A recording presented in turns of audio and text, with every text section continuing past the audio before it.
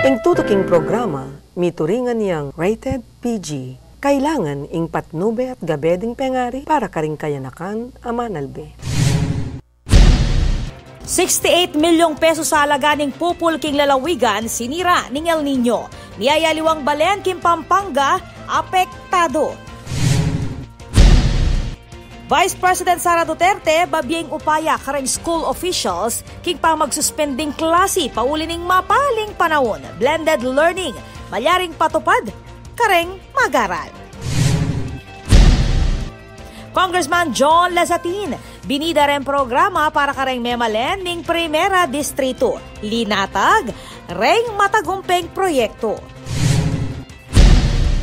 San Fernando LGU at DOH misabi karen dokumentong kailangan king pamanalakad ning public hospital king syudad. Layo na mamiyede kalidad ang medical service kareng Fernandino. April 10, dineklarang holiday ning Malacanang bilang pamagmasusi king Idil Fitr.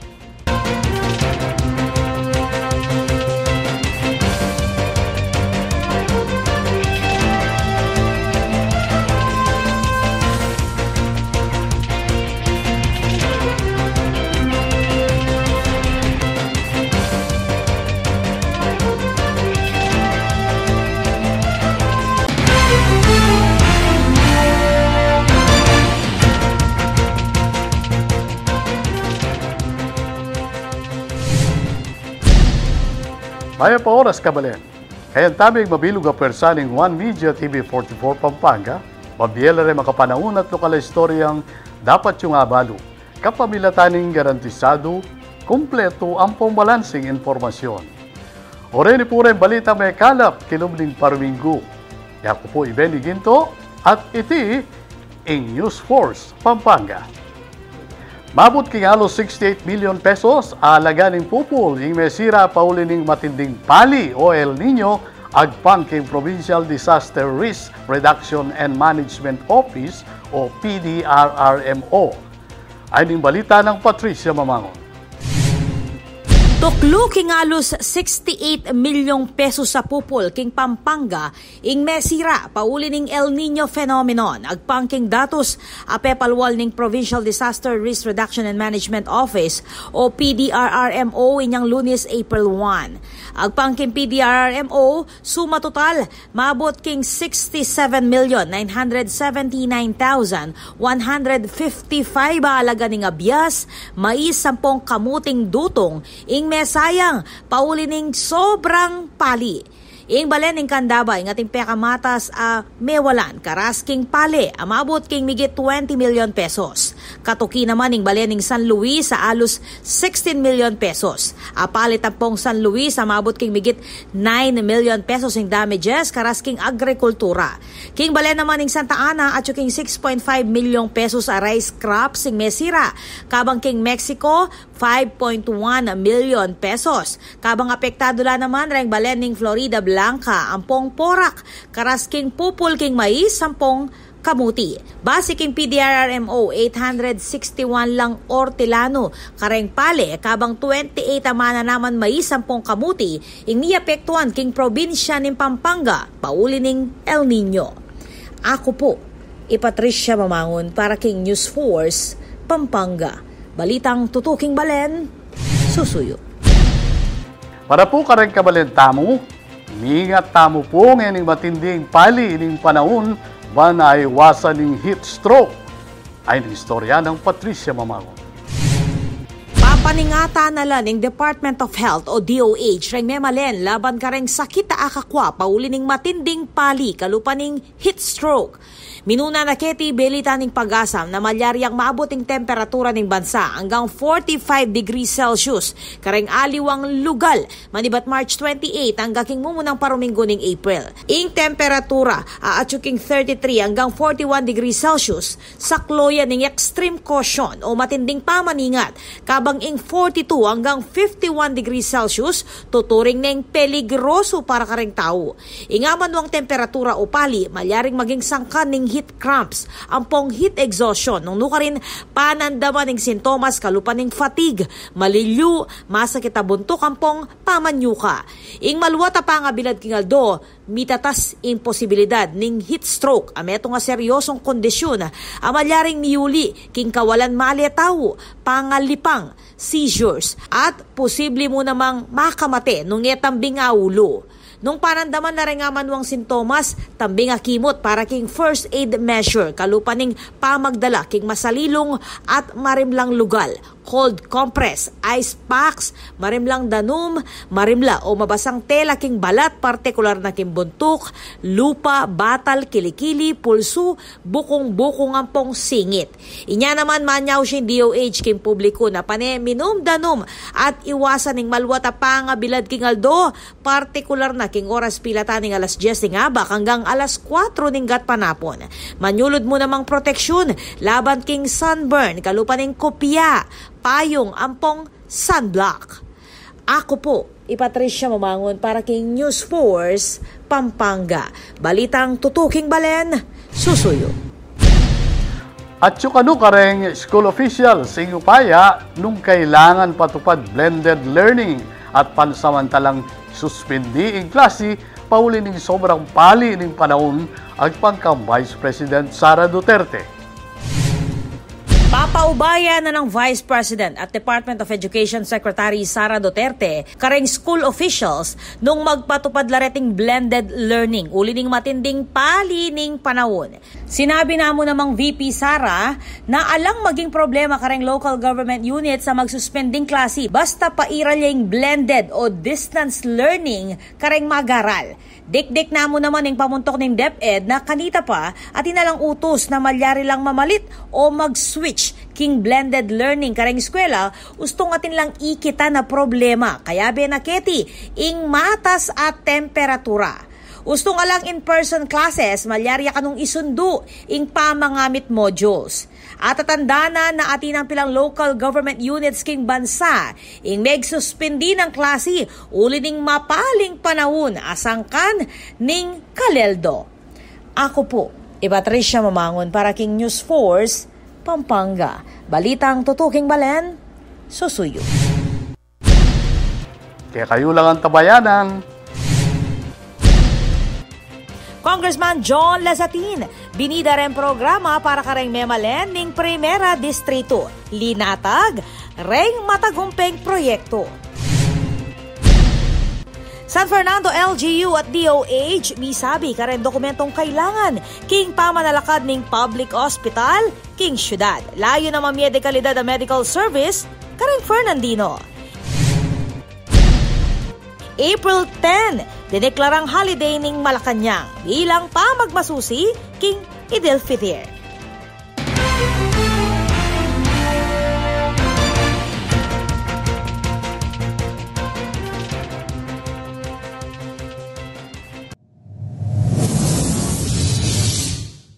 Panandamaning El Nino.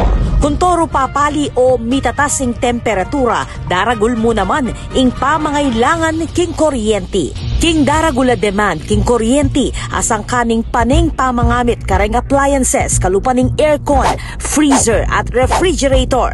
Asahan tamo naman na siguradong tuki ing kimot ning presyo ning kuryente amani batan king wholesale electricity spot market. Inya naman papaganakan ning Sfelapco kareng hanggang consumers ing paniguradong pamagbayo ning konsumo at presyo ning kuryente balang kilowatt hour. Manatiling makayantabe king kaya kaming Facebook page para kareng latest advisory. Beto nga paganaka, ibat king Sfelapco.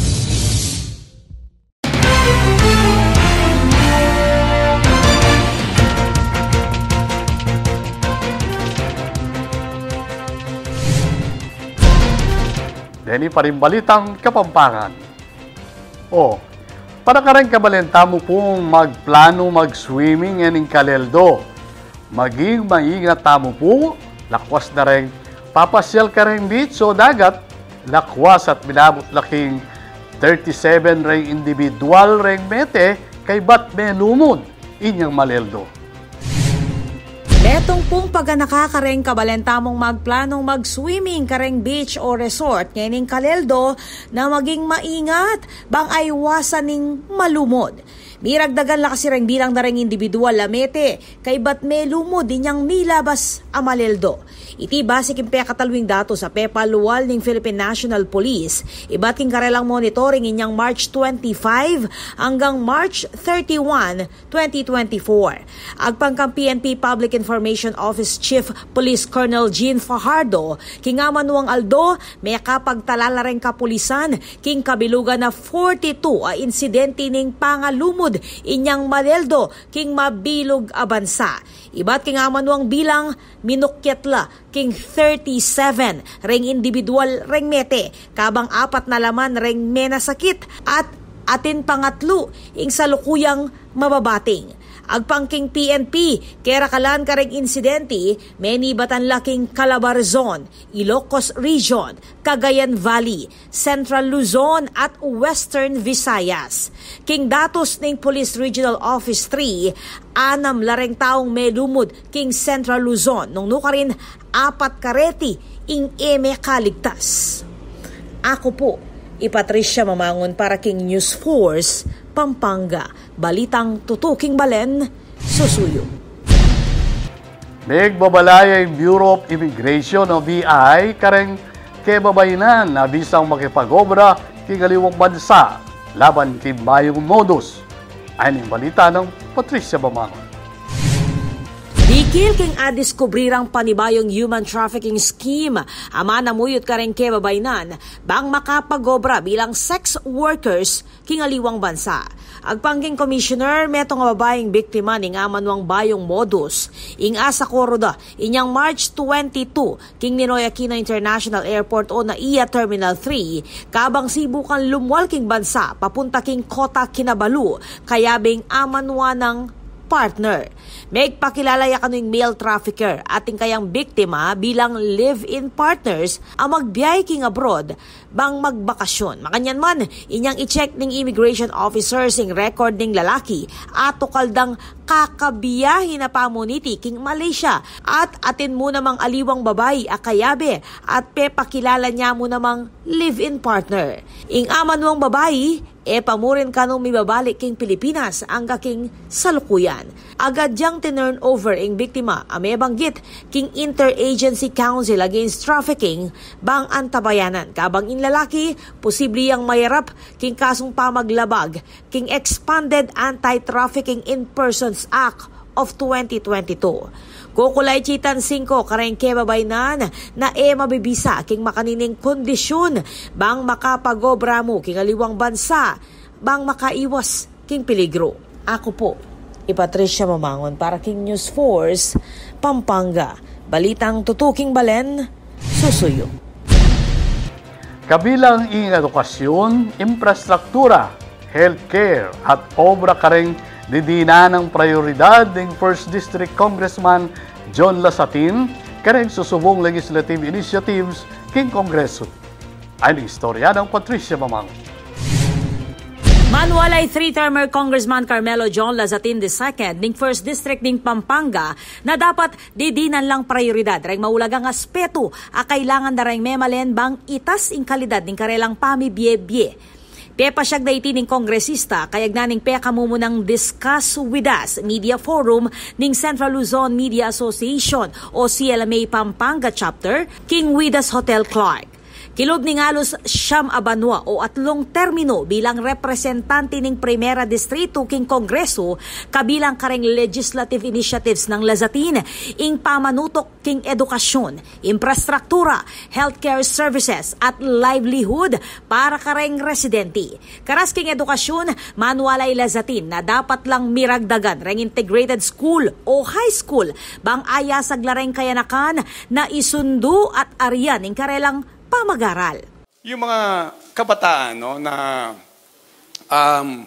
wala silang high school sa lugar na, gusto natin maging integrated school na hindi na sila mamamasahe, hindi na sila kailangan lumakad o lumayo pa sa kanilang lugar. nagkakaroon sila ng sense of belongingness. Kasi minsan, pag lumilipat sila sa ibang lugar, minsan nabubuli sila. Diba? Na parang ayaw na nilang pumasok. Kailangan mo naman kanong tutukan bang balaos ing progreso ning lugal, reng proyektong infrastruktura, ami bababa, iba't king national government. So pag pinagaganda natin ang lugar natin, mas maraming investor na pumapasok. So pag maraming investor na pumapasok, nagkakaroon tayo ng more job opportunities. Ngayon, etong mga job opportunities na to, ito ang makakatugon at makakatulong sa mga kababayan natin. Kasi may sustainability, nagkakatrabaho sila. Mag-focus tayo sa infrastructure projects, at same time sa education. Metong mo naman kareng dapat makakalimbatawan ing serbisyong medikal o healthcare services para kareng masakita residente ning Ciudad Angeles, Mabalacat, Ampong Magalang. Ano man nalilikong kumpondo na galing po sa gobyerno in terms of salaries, no? Yun ang inuukol ko sa pagbibili po natin ng gamot. So yan ang pinambibili natin ng gamot para mapamigay natin sa mga nangangailangan. Kasi bakit gamot? Di ba tinatanong nila? Kasi ang pagbibigay ng gamot, hindi naman natin inaasahan na tayo yung magkakasakit. Ang unang priority natin, meron tayong kakainin. Meron tayong, parang kailangan natin buhayin muna ang sarili natin. So, hindi tayo nakakapag-impok, hindi tayo nakakapag-ipon para sa oras ng kagipitan in terms of pag nagkakasakit tayo. Binida ning kongresista na tuklo na laking migit 60,000 na katao reng asusopa ning kayang opisina karas kareng mangailangan panulo. Kabilang kareng proyektong infrastruktura adidina ng sentro ning kongresista ing road widening, karagdagang school building kareng pampublikong eskwela, reng magagawang tete, dalan at aliwapa. Nandito ako bilang representante nyo, hindi para mamulitika ako.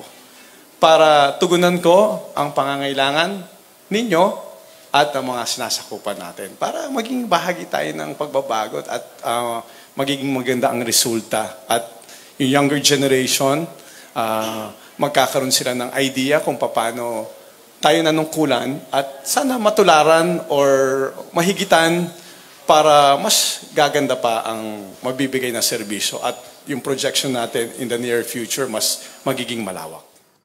Kumpleto na yung Congressman John Lazatin kayang 3 termino at mapupusyayti king tutuking banwa. Ako po, Patricia Mamangon para King News Force, Pampanga. Balitang tutuking balen, susuyo.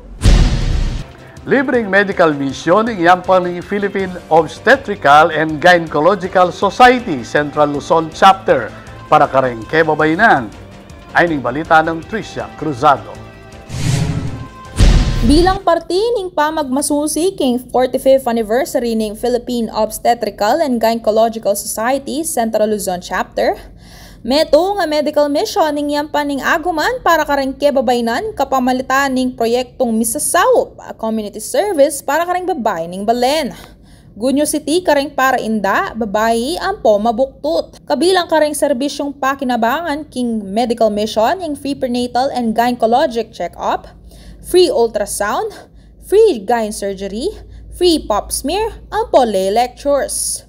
First come, first serve yamu ing amanwang aktibidad uling limitado lamo reng slots para kareng bisang makapakyabe. Umpisan niya iti alas 8 ning abak hanggang alas 12 ning ugtu king darata nga April 12 king Diosdado Macapagal Memorial High School king Guagua. Para kareng interesado, malyari ng muntaking outpatient department ning OBGYN section ning amanwang ospital para kareng karagdagang kutang o impormasyon king medical mission. Manimuna king programa ing Philippine Obstetrical and Gynecological Society Central Luzon Chapter kayan tabe ing provincial government ing Pampanga apamuntukan dari Governor Dennis Delta Pineda at Vice Governor Lilian Nanay Pineda.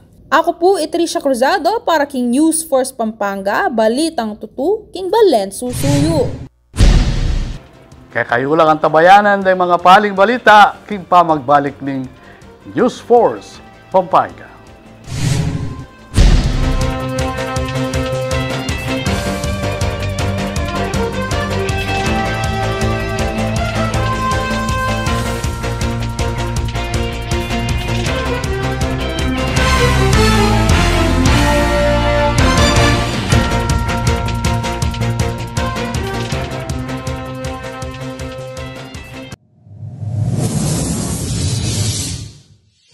Panandamaning El Nino. Kung toro papali o mitatasing temperatura, daragul mo naman ing pamangailangan king kuryente. King daragula demand king kuryente asang kaning paning pamangamit kareng appliances kalupaning aircon, freezer at refrigerator. Asahan tamo naman na siguradong tuki ing kimot ning presyo ning kuryente amani batan king wholesale electricity spot market. Inya naman papaganakan ning Sfelapco kareng hanggang consumers ing paniguradong pamagbayo ning konsumo at presyo ning kuryente balang kilowatt hour. Manatiling makayantabe king kaya kaming Facebook page para kareng latest advisory. Beto nga paganaka, ibat king Sfelapco.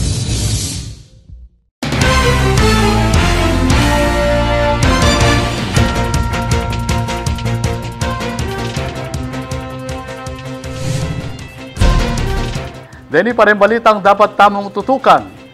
Migpulong lareng opisyal ng lokal na gobyerno ng San Fernando ating Department of Health dikil kareng dokumentong kailangan para king pamalalakad ng City of San Fernando, Pampangas People's Hospital.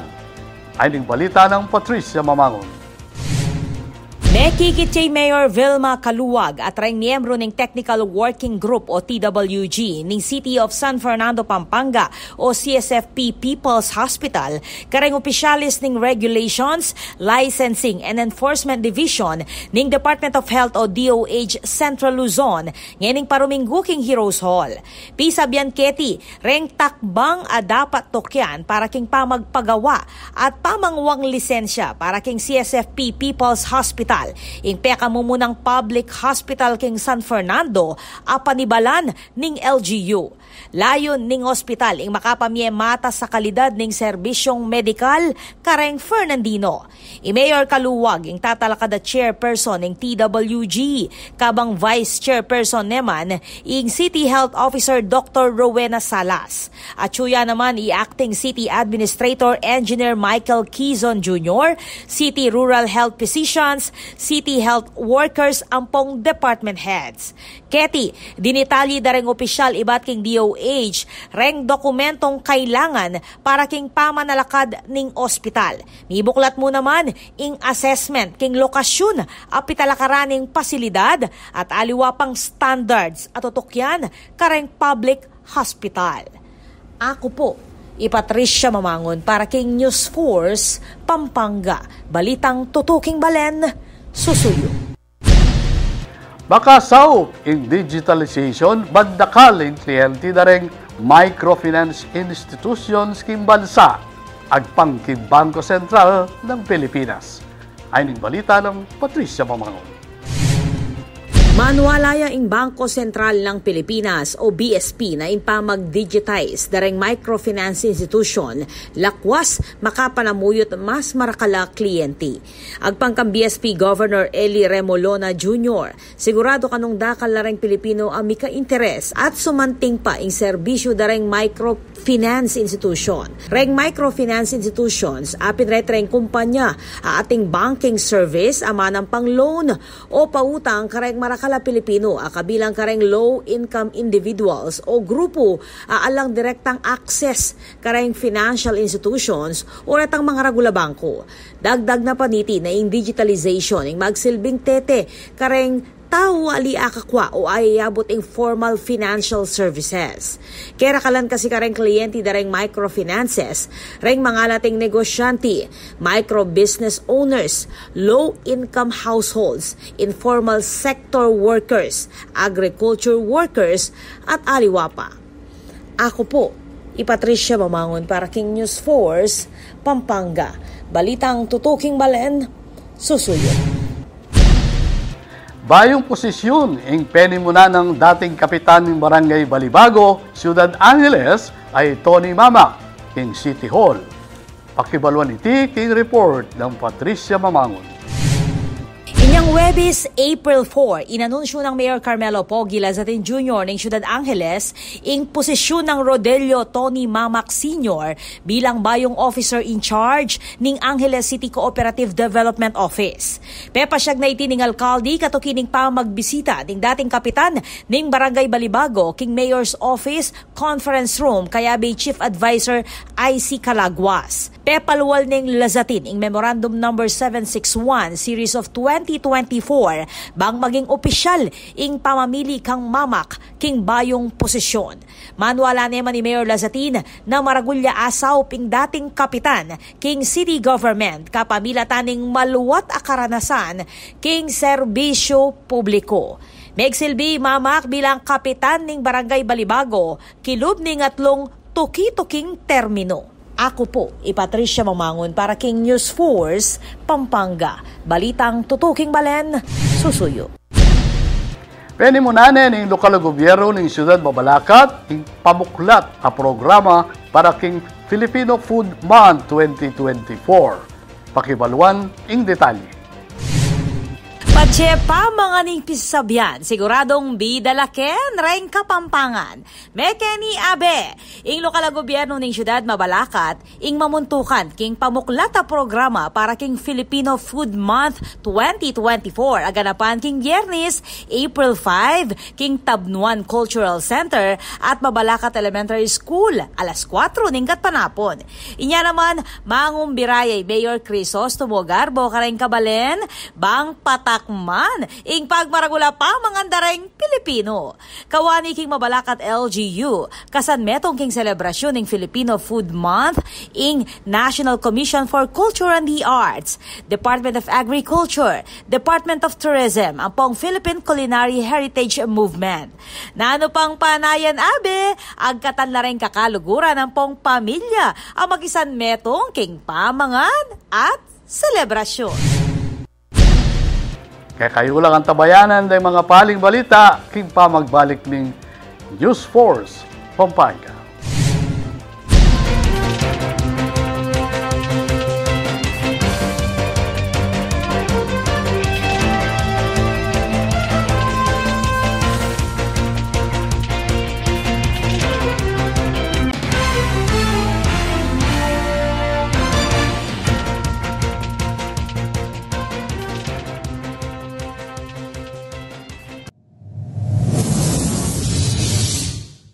Panandamaning El Nino.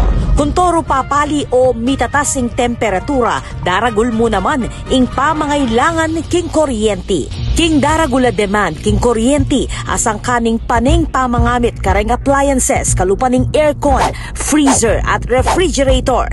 Asahan tamo naman na siguradong tuki ing kimot ning presyo ning kuryente amani batan king wholesale electricity spot market. Inya naman papaganakan ing Sfelapco kareng hanggang consumers ing paniguradong pa magbayo ning konsumo at presyo ning kuryente balang kilowatt hour. Manatiling makayantabe king kaya kaming Facebook page para kareng latest advisory. Beto nga paganaka, ibat king Sfelapco.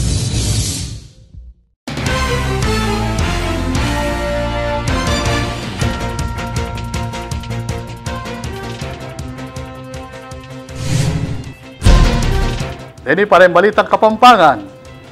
King taluing datos ng DOH, tuklo na king 49 remete king sakit na pertussis o whooping cough amaralas nituturan ring anak.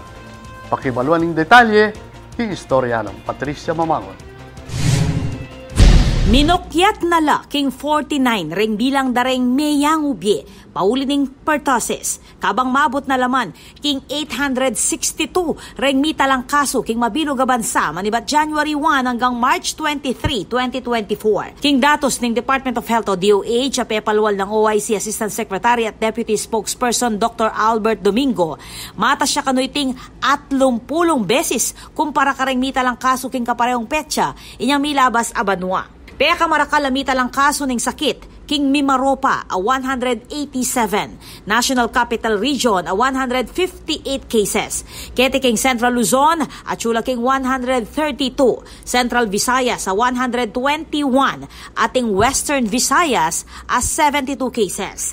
Kerakalan king kaso kabibilangan dareng anak o 79%, kabang anam kareng apulo o 66% ingali bakunado. Malyarya pa kanong may bayo nga manuang bilang dareng kaso ning pertussis king bansa, uli na mo naman ning late consultations ampong report. Sinigurado na naman ning DOH na balaw sing karelang pa magmonitor at aaksyonan na naman kano ing kaso na niti akilala mo naman kingaw sa whooping cough o kukong dalahit. Ako po, Patricia Mamangon para king News Force, Pampanga. Balitang tutuking balen, susuyo. Dineklara ng Presidente Bongbong Marcos ing April 10 bilang holiday kayag naning pamagmasusi ng pamamupos ng Ramadan o Idil Fitr. Ay ng balita ng Tricia Cruzado. Diniklara ng Presidente Ferdinand Marcos Jr. ing April 10, 2024 bilang regular holiday king mabilog a bansa bilang pamagmasusi king Eid al-Fitr o Feast of Ramadan. King Proclamation No. 514 apermado ng Executive Secretary Lucas Bersamin ing amanwang deklarasyon basiya naman king rekomendasyon ng National Commission on Muslim Filipinos. Layon ning holiday ing makapamiyang karagdagan kay baluan at di na lang upaya ring Filipino ang makisan metong karing kapatad a Muslim king kapayapan at makiyadwangan king pamanuki at selebrasyon ning Eid al-Fitr. Ing pamagmasusi ning Eid al-Fitr, markaya ning pamamupos ning Ramadan dareng Muslim. Ako po, Tricia Cruzado, para king News Force Pampanga. Balitang tutuking balen, susuyo. Agpang king Department of Health o DOH at chula king 89 ring kaso ning rabies king mumunang quarter ning banwang 2024. Ay ning balita ng Patricia Mamangon. Para po kareng kabalen tamong manyese aso ompong pusa, siguraduan tamong regular lang apapabakuna kontra rabies. Rengke katamong sese o pet. 80 siya makaso ning rabies ing nitala manibat January hanggang March 2024 king bansa agpangking datos ning Department of Health o DOH. Iti mas mababayang a 2% kumpara king may record a kaso king kaparehong panahon inyang 2023. Agpangking DOH ing Soksargen ing may kapagtalaking pekamata sa bilang ning kaso ning rabies aatsuking 12. Tinukyan ni iti ning Calabarzon at Bicol Region ating tsalabing meto nga kaso. Mayorya o 82 kareng kaso uli ning kinis ning aso. 5 naman ibat kareng ket ning pusa kabang adwa na laman reng meket king aliwang animalis. Kareng hanggang may record a kaso ning rabies metong mo ing fully vaccinated laban king virus. 40 kaso ing bakunado kabang 48 reng animalis reng atsuking unknown vaccination status. Ako po, Patricia Mamangon para king News Force, Pampanga. Balitang tutuking balen, susuyo. Panalakaran ng News and Public Affairs Team ng One Media TV 44 Pampanga, iadilan kayong mata sa kalidad ng lokal na pamang balita bilang panatang serbisyo karing sablang Kapampangan. Ako po Benny Ginto at iti ang News Force, Pampanga. Balitang tutu, King Balen, susuy.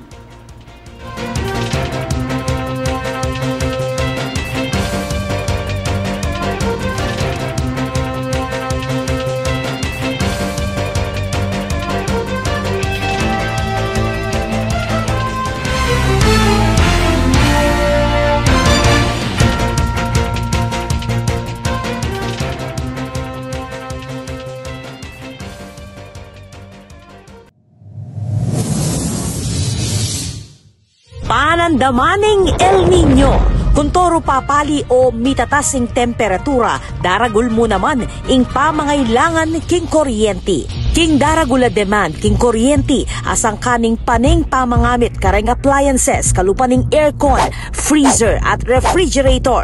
Asahan tamo naman na siguradong tuki ing kimot ning presyo ning kuryente amani batan king wholesale electricity spot market. Inya naman papaganakan ning Sfelapco kareng hanggang consumers ing paniguradong pa magbayo ning konsumo at presyo ning kuryente balang kilowatt hour. Manatiling makayantabe king kaya kaming Facebook page para kareng latest advisory. Beto nga paganaka, ibat king Sfelapco.